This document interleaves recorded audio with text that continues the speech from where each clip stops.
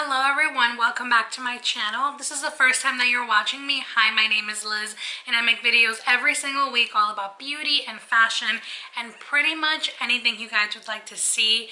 This video, from the title you can tell it's going to be a video all about studying abroad.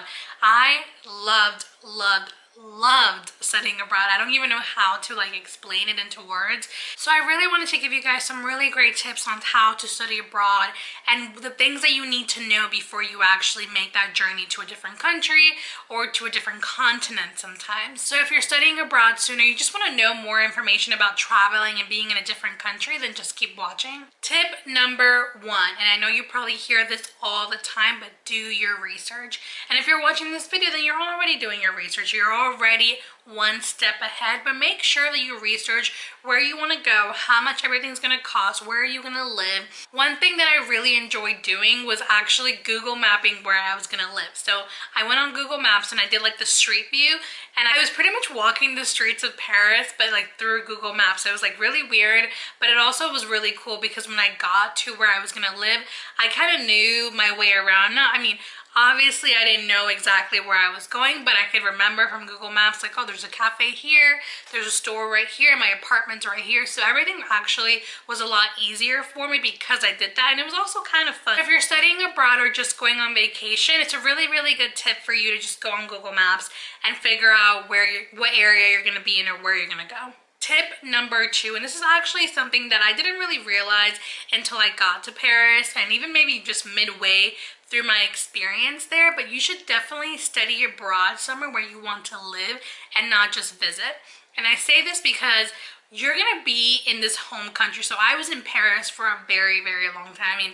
It was 4 months away from home, and it's somewhere where I was living. I called it my home for 4 months. So you should definitely live somewhere where you want to be there for an extended period of time, because I definitely want to visit so many different places. I have the travel bug in me, and it's insane. And you'll also realize this when you finish studying abroad, is that you want to travel everywhere. All you want to do is just travel and go different places, because you're living in Paris or you're living in a different country. Most people usually study abroad in Europe, but you're living in Europe where it's so accessible to go to different places and to travel around. So it's kind of hard when you come back to the States and you don't have that I guess you don't have, it's not easy really for you to just go to different countries when you're in the United States. You can go to different states, but it's hard to go to different countries like you did when you were in Europe. And for some of you who might have a longer period of time, you might be there for a year, you might be there for longer, who knows. Just make sure that just because you want to, visit Thailand or visit China or visit South Africa or visit, anywhere, it doesn't mean that you necessarily want to live there for an extended period of time. I loved Paris. I knew from the beginning that I wanted to live there and that I also wanted to visit. So it was an easy guess for me. I didn't really have to figure out where I wanted to go. But for those of you who are kind of stuck and really don't know where you want to go, where you want to live, do your research. If you've already visited the place, and that's great, you kind of already have a feel for what it's going to be like. But if you haven't visited, then it's really, really important for you to do your research. Someone's staring. Hello. Hi, can I help you? Tip number three, budget yourself. And I'm going to say this one more time, budget yourself, because trust me, especially if you're going to go to a country like France. I was in Paris, which is, probably one of the most expensive cities in France in general, but it was super expensive and I didn't really understand budgeting. In my mind, I knew the whole currency exchange. I totally understood that. I understood that the dollar obviously wasn't as powerful as a euro. Totally understood that. I got it.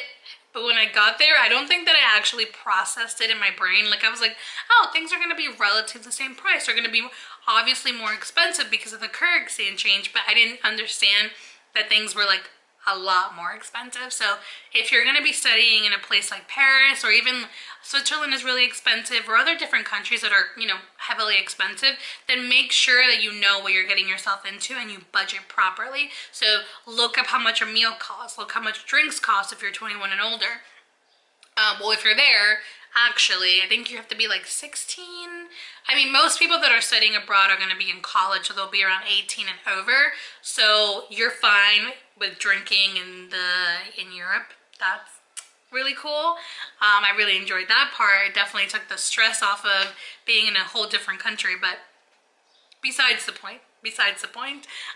I really needed to budget myself, and I needed to do my research. So make sure that you know how much your rent is going to be if you're paying rent, know how much travel is going to be, traveling around, transportation, bus, metro, everything. Make a spreadsheet. I know that it kind of like ruins the fun of being like spontaneous and doing different things, but trust me, you don't want to end up being in a country, a strange country, stranded with no money. Trust me, you don't want that happening. So make sure that you budget yourself. I made a spreadsheet. It really helped me.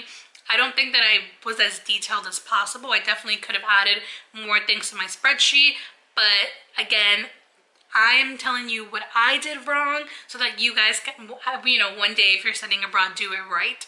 Tip number 4, and this is actually something that I'm pretty sure you've heard a lot and like everybody really says this, but if you're gonna go study in a different country, make sure you do your paperwork. Trust me, this was one of my biggest mistakes, and I mean, I got everything handled and I did it, but I don't think that I did it in a timely manner, I would say. I was supposed to fly out to Paris on Monday. It was like Monday, Martin Luther King Day. And I got my visa that Friday. It was insane, crazy. I know I only had a couple days, but there was actually someone where I was getting my visa at the French consulate in New York City. He was actually getting his visa. I think we all got our visa at one time. So he got his, I think, Friday morning, and his flight was like at 5 p.m. or something like that. It was crazy.